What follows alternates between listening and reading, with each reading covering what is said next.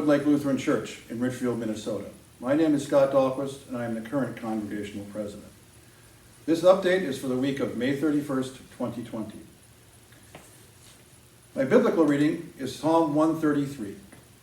Behold, how good and pleasant it is when brothers dwell in unity. It is like the precious oil upon the head, running down upon the beard of Aaron, running down on the collar of his robes. It is like the dew of Hermon, which falls on the mountains of Zion. For there the Lord has commanded the blessing, life forevermore. My biblical commentary today comes from the Scripture Sampler, a website authored by the Reverend Dr. Mark I. Wegener, a semi-retired Lutheran pastor with 45 years of service in rural, racially mixed, central city, and suburban congregations in Illinois and Minnesota. People who can agree with each other are more the exception than the rule. Men and women have a rather nasty way of provoking each other and proving disagreeable. Harmony among folks is a rarity, even in the Bible. If you insist on reading the Bible through rose-colored glasses, you are missing some realistic insights. The characters there are pictured in quite realistic terms, and the basic character of men and women is just as honestly portrayed. Think of Cain and Abel, two brothers who couldn't get their act together when they worshipped.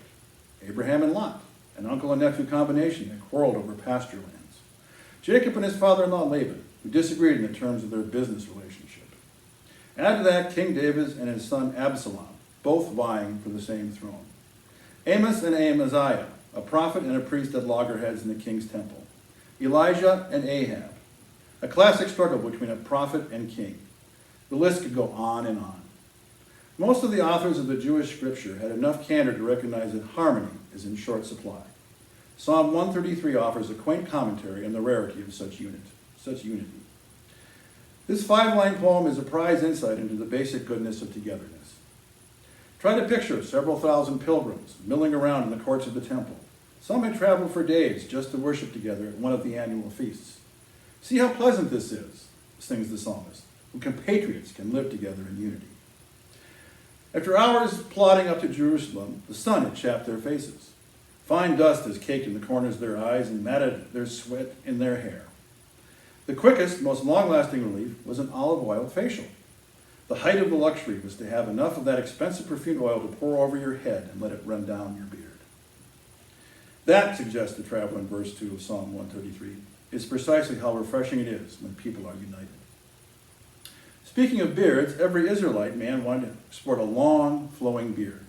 But if you were a farmer or herdsman or shopkeeper, it wasn't too practical. So many of the men who found themselves in the temple courts had to content with comparatively short, rough beards. But the leader of their worship, namely the high priest descended from Aaron, was required by tradition to keep his beard long and full. As a rule of thumb, his beard had to drape over the collar of his vestments. His beard was magnificent. That too, insists the psalmist, is how magnificent it is when brothers live harmoniously. For the duration of the festival, the pilgrims there in Mount Zion were worshiping congenially. But in the summertime, the Temple Hill could be a pretty hot rock. The poet must have thought about the snow-capped peaks of Mount Hermon in the North Country. If you could get some snow from the Sierra Nevada to cool things down in the Mojave Desert, what a refreshing experience that would be. Similarly, suggests the psalmist in verse 3, when people worship congenially, it is almost as refreshing as the dew of Hermon flowing down the mountains of Zion. Put it all together, and what you have is a real blessing, the Lord's gift of limitless life. And the best taste you can get of that gift is to experience people living together in unity. No doubt the insights of Psalm 133 are so engaging simply because the psalmist recognizes what we all know. Real harmony among people is a rarity. When you're lucky enough to enjoy it, you need to celebrate such unity. My commentary begins with the preamble to the United States Constitution. We, the people of the United States, in order to form a more perfect union, establish justice, ensure domestic tranquility, provide for the common defense, promote the general welfare, and secure the blessings of liberty to ourselves and our posterity, do ordain and establish this Constitution for the United States of America. Our domestic tranquility has been rocked by the COVID-19 pandemic and our response to it, along with the tragic and appalling death of George Floyd while in police custody. Like an iceberg where most of the mass lies below the visible surface. These incidents are the visible portions of much deeper issues that have only been partially resolved. To build a consensus and implement both short and long-term solutions will require a great deal of honest reflection, careful thought, discussion, and vigorous debate. As individual Christians, perhaps the best we can do at this time is to do as one of our board members offered in her personal faith story, to offer as much grace and mercy as we can to others.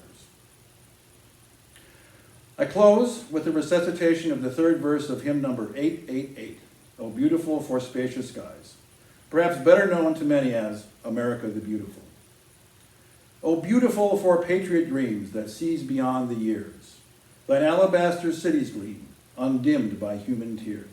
America, America, God mend thy every flaw, confirm thy soul in self-control, thy liberty in law.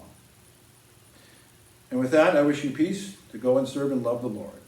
Thanks be to God.